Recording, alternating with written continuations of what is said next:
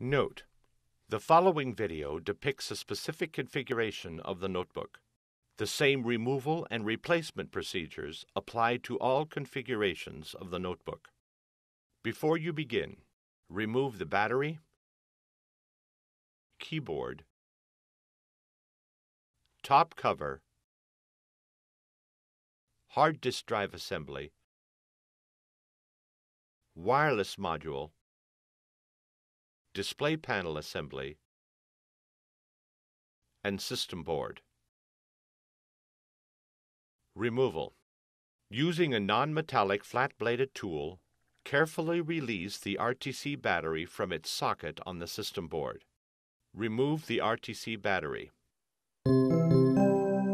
Replacement. With the positive side of the RTC battery facing up, tow the edge of the RTC battery into its socket and gently press down until it snaps into place.